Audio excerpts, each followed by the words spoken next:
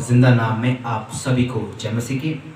Episode number 34 में एक नए टॉपिक के साथ बात करने के लिए आई थिंक एपिसोड नंबर 34 ही है। एपिसोड नंबर 34 में प्रभु के वचन को लेकर बात करने के लिए प्रभु ने मुझे हिम्मत दिया, बल दिया, इसलिए मैं प्रभु को बहुत बहुत धन्यवाद देता हूँ।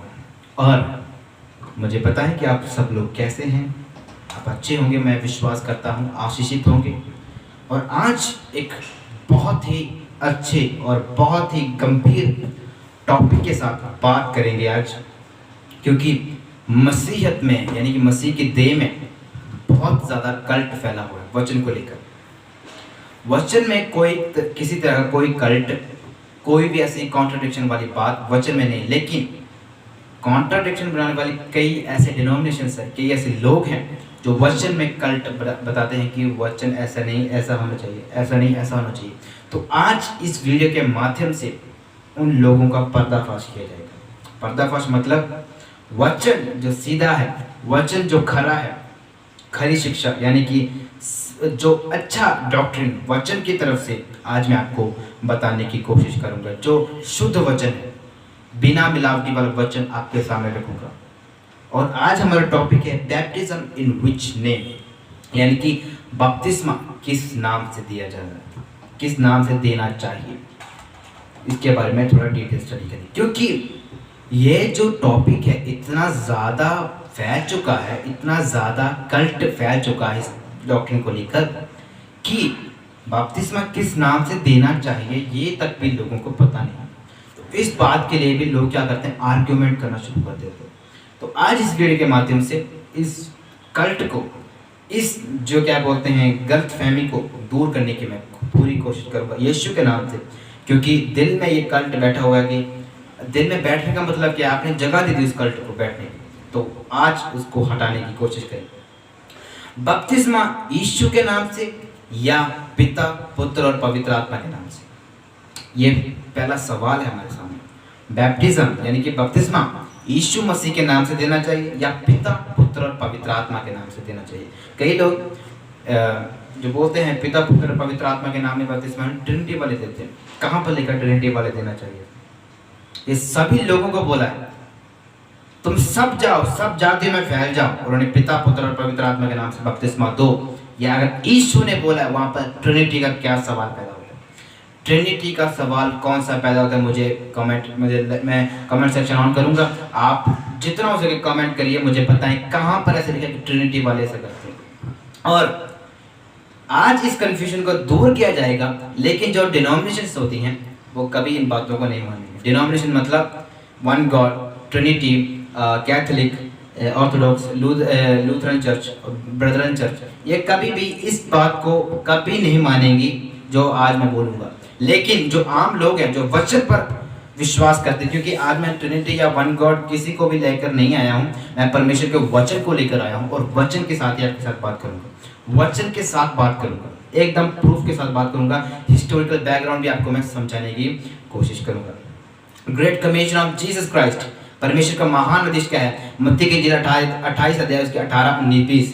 यीशु ने उनके पास अगर कहा, स्वर्ग और पृथ्वी का सारा अधिकार मुझे दिया गया है, इसलिए तुम जाओ, सब जाति के लोगों को चेला बनाओ और उन्हें पिता, पुत्र और पवित्र आत्मा के नाम से बपतिस्मा दो और उन्हें सब बातें जो मैंने तुम्हें आज्ञा दी है मानना सिखाओ, और देखो मैं जगत के अंत तक सदा तुम्हारे संग हूँ। और आगे हम पढ़ेंगे रसूलों के गर्दन यानी कि प्रेरितों का काम 2 अध्याय उसके 38 आयत में। पतरस ने उनसे कहा, मन फिराओ और तुमसे हर एक अपने अपने पापों की क्षमा के लिए यीशु मसीह के नाम से बपतिस्मा ले, तो तुम पवित्र आत्मा का दान पाओगे। और इस बात में थोड़ा सा गौर करें, आपके मन में यह सवाल पैदा हुआ है कि यीशु ने बोला है कि पिता, पुत्र और पवित्र आत्मा के नाम से बपतिस्मा देने के लिए, लेकिन चेलों ने क्या किया है? जैसे पतरस ने, फिलिपुस ने और पौलुस ने, इन सभी ने बपतिस्मा यीशु के नाम से दिया है। तो कॉन्ट्राडिक्शन वहां पर हुआ कि नहीं हुआ? कंफ्यूजन वहां पर पैदा हुआ कि नहीं हुआ?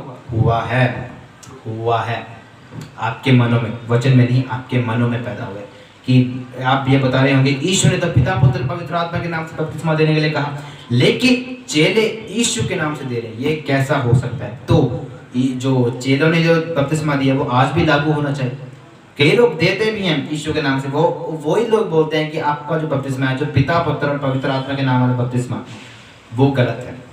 तो आज मैं आपसे एक सवाल पूछूंगा कि पिता पुत्र और पवित्र आत्मा के नाम वाला बपतिस्मा जो रॉन्ग है, ऐसा कोई स्क्रिप्चर बाइबल में 31,173 आयतों में, 66 किताबों में, 1199 चैप्टर्स में कहां पर लिखा हुआ है कि पिता पुत्र पवित्र आत्मा के नाम वाला बपतिस्मा गलत है? या चेलों ने कहीं ऐसा बताया है कि पिता पुत्र और पवित्र आत्मा का बपतिस्मा गलत है? अगर ऐसा कहीं नहीं लिखा है तो आप कैसे बोल सकते हो कि ये बपतिस्मा गलत है? दूसरी बात, यीशु मसीह के नाम वाला जो बपतिस्मा है, कहां पर ऐसे सिद्ध डॉक्ट्रिन बना के लिखा हुआ है कि यीशु मसीह के बपतिस्मा, जो यीशु मसीह के नाम से ही तुमने बपतिस्मा देना है, ऐसा पक्का सबूत चेलों ने कहां पर लिखा है?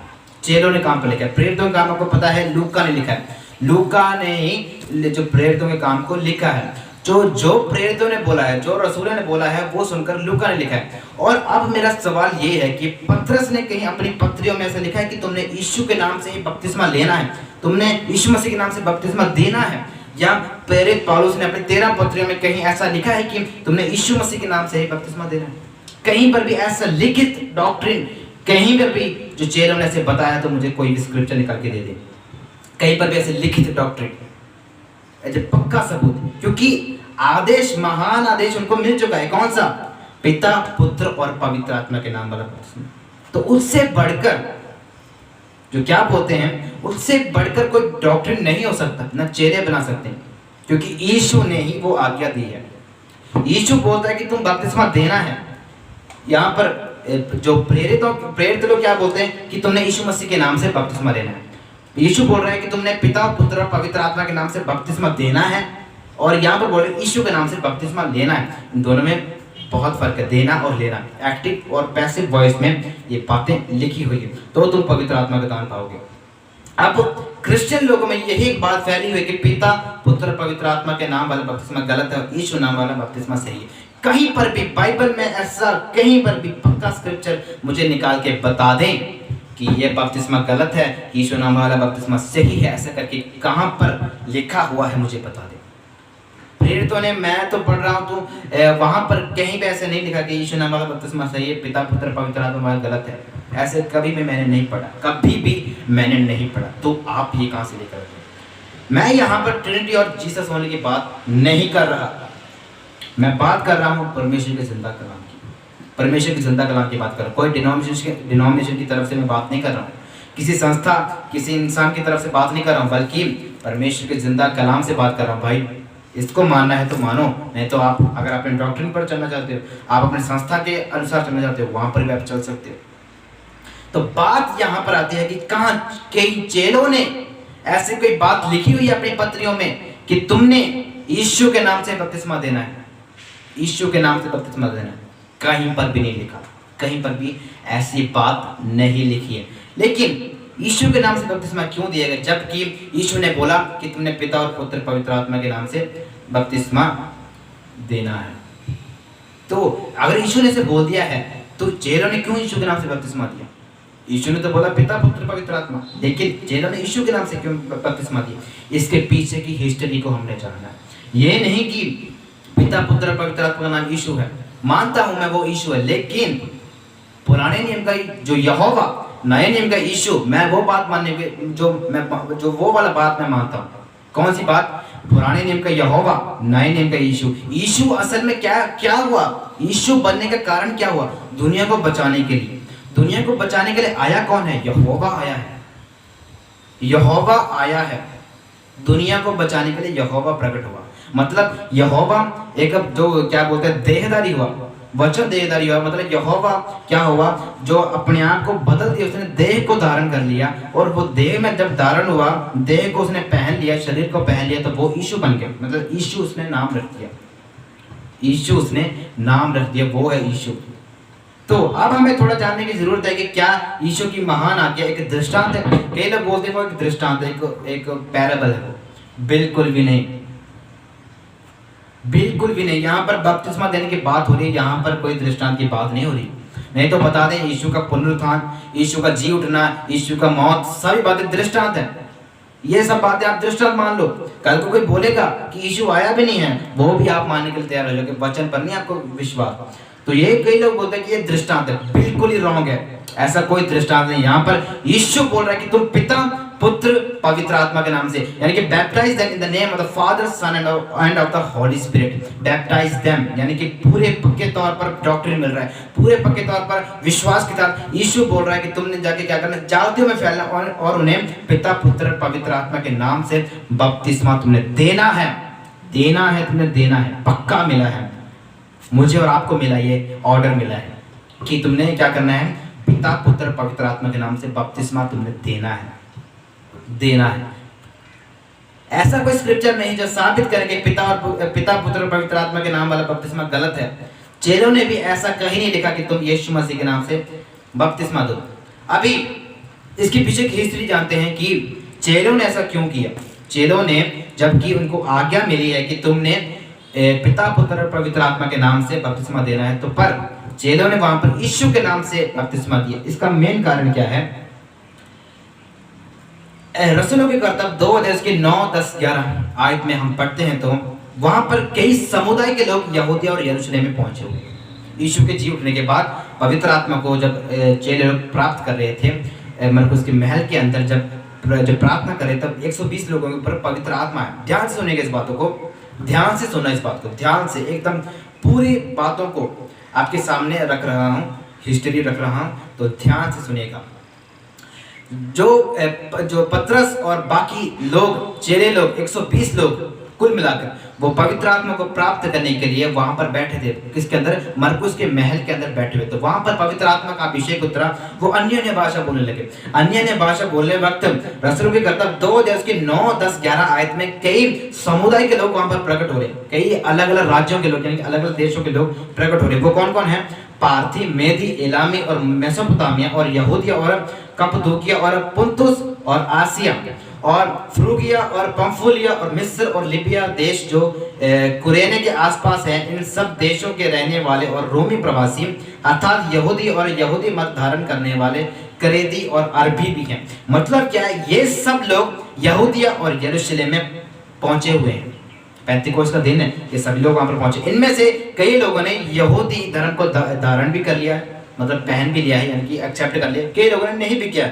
इनमें से जो लोग हैं, जानता भी हूं मैं, कोई अरबी लोग भी यहाँ पर मौजूद है, मिस्र के लोग भी वहां पर पहुंचे हुए हैं, और दूसरी बात पंफूलिया, फ्रूगिया और यहूदी लोग भी उसके बीच में हैं, क्योंकि यहूदियों का देश है। मेसोपोटामिया लोग और लिबिया देश के रहने वाले सभी लोग वहां पर पहुंचे हुए हैं। कहां पर? यहूदिया और यरूशलेम में। रसूलों के कर्तव्य एक्ट्स चैप्टर 2 वर्स 9, 10, 11, प्रेरितों का काम 2 अध्याय के 9, 10, 11 आयत में लिखा हुआ है, पूरी रीति से लिखा हुआ है। तो आपको पता है कि जो यहूदी लोगों को छोड़कर बाकी सब लोग, सब देशों के लोग अन्य जाति देश कहलाते हैं।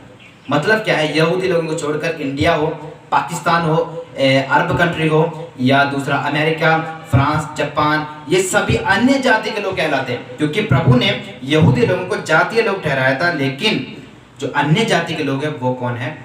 यही लोग हैं, जो इंडिया, पाकिस्तान, ये सब अन्य जाति के लोग हैं। लेकिन जो जाति के लोग हैं, जो प्रभु की निज कौम है, वो यहूदी लोग। तो बात कहां पर आ रही है कि ये सब लोग, इनके बीच में बहुपक आराधना होती थी, यानी कि एक से बढ़कर देवताओं की आराधना इनके जगह पर होती थी, एक से बढ़कर। अब मिस्र को देखें, मिस्र में आपको पता है कि कितनी सारी मूर्ति पूजा वहां पर चलती थी। कॉकरोच, बिल्ली, चूहा, सभी की आराधना वहां पर मिस्र में चलती थी। मतलब क्या है? उनके देवताएं अलग अलग थे। जैसे कि हमारे इंडिया में जो 33 करोड़ देवी देवते माने जाते हैं, हमारा जो देवभूमि है इसको माना जाता है। इंडिया और नेपाल, ये सभी जो देवभूमि कहलाया जाता है, जो देवताओं की भूमि, क्योंकि इसमें देवताएं बहुत, 33 करोड़ देवी देवता है। इसी रीति से अलग अलग राज्यों में अलग अलग लोगों के पास अलग अलग देवताएं मौजूद थे। वहां पर ही इन लोगों को प्रचार करना था। किनको? पतरस को। पतरस जो पवित्र आत्मा प्राप्त किए लोग हैं, उनको वहां पर प्रचार करना था यीशु के बारे में। अगर उनके बीच में, क्योंकि ये सब लोग वहां पर इसलिए पहुंचे थे क्योंकि उन्होंने यीशु के बारे में सुना है। इन सभी लोगों ने यीशु के बारे में सुना। जितने लोगों के बारे में आप जो मैंने बात की है, इन सभी ने क्या किया है? यीशु के बारे में सुना है। यीशु के कामों के बारे में सुना है, चमत्कार के जो बारे में सुना है, तो उनको ये भी पता है कि चेले लोग यहाँ पर हैं, और उनको ये नहीं पता कि पवित्र आत्मा उतरा हुआ है। और पवित्र आत्मा उतरने वक्त जो रसूल पौलुस खड़े होकर भाषण दे रहा है, भाषण ये दे रहा है कि आपको वहां पर पढ़ सकते, मैं उसके बारे में डिटेल नहीं जाऊंगा। तो उस भाषण को सुनकर लोग क्या होते हैं, उन लोगों ने मन परिवर्तन कर लिया अपना, और उन्होंने बोला कि हम उद्धार पाने के लिए क्या करें। तो पतरस ने बोला कि तुम यीशु मसीह के नाम से बपतिस्मा लो। तो यीशु मसीह के बपतिस्मा जो मेन कारण ये है कि उनके बीच में, यानी कि लोगों के बीच में, अन्य जाति के लोगों के बीच में, क्योंकि प्रभु के महान आदेश यही है कि तुम जाति में फैले जाओ, सिर्फ यहूदी में नहीं रहना, तुमने यरूशलेम में नहीं रहना, बल्कि पूरी दुनिया के छोरों तक गवाह बनना है। इसलिए दुनिया के कोने कोने तक फैलना है तो तुमने यीशु के नाम वाला बपतिस्मा देना पड़ेगा। कॉमन सेंस बात। अब ये मैं बताता हूँ क्यों ऐसे लोग जो ये बपतिस्मा क्यों दिए, क्योंकि इन लोगों के बीच में बहुत बखरा था, यानी कि एक से बढ़कर परमेश्वर, एक से बढ़कर देवता इनके पास थे, जिनके पास ये सभी लोगों के पास, पार्थी, मेदी, मिस्र लोग, इन सब के पास। तो इनके बीच में अगर पिता, पुत्र, पवित्र आत्मा वाला कॉन्सेप्ट रखा जाए तो ये कंफ्यूज हो जाएंगे। अभी एग्जाम्पल के तौर पर अगर मैं सिटी में खड़े होकर प्रचार करूँ, सिटी में खड़े होकर, तो वहां पर अगर मैं बोलूं पिता, पुत्र और पवित्र आत्मा आपसे प्रेम करते हैं, तो लोग क्या समझेंगे? लोग क्या समझेंगे मुझे बताएं, कमेंट करके जरूर बताएं। अगर मैं सिटी में खड़े होकर प्रचार कर रहा हूं, तो गोस्पेल को प्रचार कर रहा हूं, वहां पर मैं अगर बोलूं कि पिता, पुत्र और पवित्र आत्मा पर विश्वास करें, तो वहां क्या कल्ट पैदा होगा? वहां पर कौन सी कंफ्यूजन पैदा होगी? किस पर विश्वास किया जाए? पिता पर किया जाए, पुत्र पर किया जाए, पवित्र आत्मा पर किया जाए? तो ये लोगों पर बात आती है। तो मैं क्या करूंगा वहां पर प्रचार करना? तो मैं यीशु के बारे में प्रचार करूंगा। यीशु एक मुक्ति देता है, यीशु आपके लिए मारा गया, यीशु आपके लिए गाड़ा गया, यीशु तीसरे दिन मुर्दों से जिंदा हुआ, आज भी वो आपके लिए विनती कर रहा है। मैं यीशु के बारे में प्रचार करूंगा, तब लोगों को पता लगेगा हाँ, यीशु नाम का एक प्रभु, एक परमेश्वर है जो हमारे लिए अभी भी विनती करता है, जो हमारे लिए मरने के लिए आया था, वो मारा गया, गाड़ा गया, तीसरे दिन मुर्दों से जिंदा हुआ, हाँ हमारे लिए एक परमेश्वर है, वो उसका नाम यीशु है। तो मैं यीशु का नाम आगे रखूंगा, तो हाँ, यीशु के बारे में लोग जानेंगे, यीशु के बारे में जानेंगे। यहाँ पर भी जो चेले लोग यही काम कर रहे हैं कि उन्होंने यीशु के कलाम को प्रचार किया। नहीं तो, क्योंकि वचन में लिखा है कि यहोवा का आत्मा बुद्धि का आत्मा है, पराक्रम का आत्मा है, यानी कि विजडम एंड नॉलेज किसके पास है? यहोवा के आत्मा के पास है, पवित्र आत्मा के पास है। वो पवित्र आत्मा को प्राप्त करके ही चेलों ने ये स्टेटमेंट को आगे रखा कि यीशु के नाम से बपतिस्मा, यानी कि परिस्थिति, पतरस ने देखा परिस्थिति, चेलों ने देखा कि परिस्थिति यहाँ पर पिता और पुत्र पवित्र आत्मा का कॉन्सेप्ट रखने का नहीं है, यहाँ पर यीशु का कॉन्सेप्ट आगे रखना सही होगा, बेटर होगा। क्योंकि अगर हम पिता, पुत्र, पवित्र आत्मा के नाम से बपतिस्मा दें तो वहां पर एक जो कल्ट शिक्षा पैदा हो जाएगी। तो वहां पर अगर पिता, पुत्र, पवित्र आत्मा वाला कॉन्सेप्ट रखा जाता तो वहां पर जरूर, मुझे पता है कि वहां पर एक कल्ट पैदा होने चाहिए, हो सकती थी, कल्ट पैदा हो सकती थी, लोगों के मन में एक सवाल पैदा हो सकता था, सवाल पैदा हो जाना चाहिए था कि पिता, पुत्र, पवित्र आत्मा कौन? अभी मैं स्ट्रीट प्रीचिंग करूँ, यानी कि सिटी में जाकर प्रीचिंग करूँ, तो वहां पर भी लोग सवाल पैदा करेंगे, ये पिता कौन है, पुत्र कौन है, पवित्र आत्मा कौन है? उसी समय अगर मैं यीशु का नाम लेकर यीशु के नाम से प्रचार करूं तो वहां पर लोग कंफ्यूज नहीं होंगे, बिल्कुल भी नहीं होंगे। तो चेलों ने भी यहाँ पर ऐसा ही किया, यीशु के नाम को प्रचार किया, यीशु के नाम के बारे में प्रचार किया, यीशु के नाम से बपतिस्मा भी दिया। तो मैं बिल्कुल गलत नहीं बोलूँगा, बिल्कुल भी मैं इसको गलत नहीं जो बोलूँगा, क्योंकि ये वचन के अकॉर्डिंग है, बुद्धि के साथ उन्होंने काम किया। परिस्थिति को देखकर वचन नहीं बदलता, लेकिन परिस्थिति, कई हालात ऐसे हो जाते हैं कि उनमें हमको खुद ढलकर हमें सेव करनी चाहिए। क्योंकि पौलुस कहता है कि मैं जो यहूदी के लिए यहूदी बन गया और ग्रीस यानी कि यूनानी के लिए मैं यूनानी बन गया। तो अगर हमने अलग अलग जगहों पर वचन सुनाया था, उसके हिसाब से हमें ढलना पड़ेगा, उसके हिसाब से हमें ढलकर वचन को सुनाना पड़ेगा। हमारा मोटिव तो ये है यीशु के कलाम को पहुँचाना। तो मेरा मानना यह है कि बहुपद आराधना के बीच में यीशु का जो नाम उन्होंने रखा बिल्कुल ही सही रखा है। तो आज हमें जो डॉक्ट्रिन मिला कि पिता, पुत्र और पवित्र आत्मा, आज हमारे ऐसे कोई क्या बोलते हैं, ऐसे कोई सिचुएशन नहीं बना है कि ये जो कल्ट टीचिंग यानी कि कोई भी ऐसे गलत शिक्षा दें, हमारे पास ऐसा कोई नहीं है। ऐसे कोई क्या बोलते हैं मौका ऐसा नहीं है कि लोग जानते नहीं पिता, पुत्र, पवित्र आत्मा के बारे में। हाँ, कई ऐसे लोग हैं जिनको अभी भी पता नहीं कि पिता, पुत्र और पवित्र आत्मा कौन है। उनके बीच में यीशु का प्रचार करें, यीशु के नाम से आज्ञा दें, यीशु के नाम में जो सब बातें सब काम में करें। लेकिन जब वो चर्च में जुड़ जाते हैं, आपको पता है कि रसूलों ने पत्रियों में कितनी बार पिता पुत्र का जिक्र किया है, यूहन्ना ने भी पिता और पुत्र का जिक्र किया है।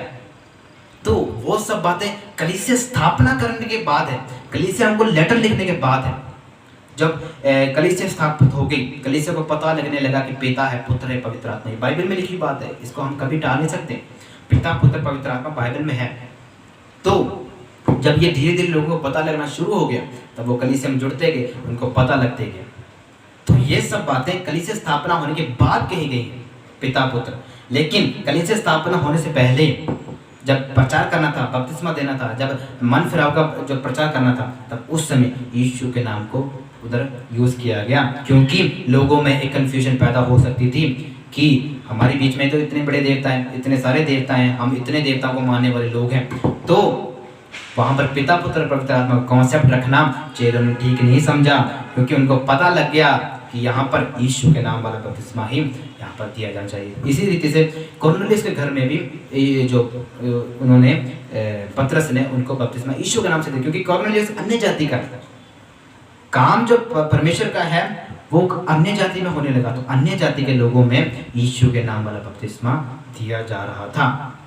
तो ये सब बातें बोलने के लिए बहुत कुछ है, मैं वीडियो ख़त्म कर रहा हूँ। अगर आपको कोई भी कन्फ्यूजन है तो मुझे प्लीज़ बताएं, प्लीज़ अपने कमेंट छोड़ें, और मैं जल्दी से जल्दी दूसरी वीडियो भी, अगर आपको कन्फ्यूजन है तो मैं ज़रूर एक डिटेल वीडियो भी मैं आपके इसके बारे में बनाने की कोशिश करूँगा। तो हिस्ट्री ये बात है, उस ज़माने में बहु की आराधना, यानी कि एक से बढ़कर देवताओं की आराधना होती थी। उनके बीच में पिता पुत्र पवित्र आत्मा वाला कॉन्सेप्ट रखना जो अच्छा नहीं समझा उन्होंने, क्योंकि वचन जो है परिस्थिति के हिसाब से चेंज नहीं होता, बल्कि परमेश्वर में बुद्धि ज़्यादा ज्ञान देता है कि तुमने ये बात बोली। पतरस पवित्र आत्मा की मदद से भाषण दिया था। तो मैं बोलता हूँ कि यीशु के नाम वाला बपतिस्मा गलत नहीं है, लेकिन जो डॉक्टर हमें मिला है पिता पुत्र और पवित्र आत्मा, उसी को करते गए, यीशु की महान आदेश को पूरा करें। तो आशा करता हूँ ये वीडियो आपको समझ में आया होगा। कोई भी कन्फ्यूजन हो तो मुझे प्लीज़ बता दें, मैं उसके बारे में वीडियो ज़रूर बनाऊँगा। प्रभु आप सभी को आशीष करें, बरकत दें।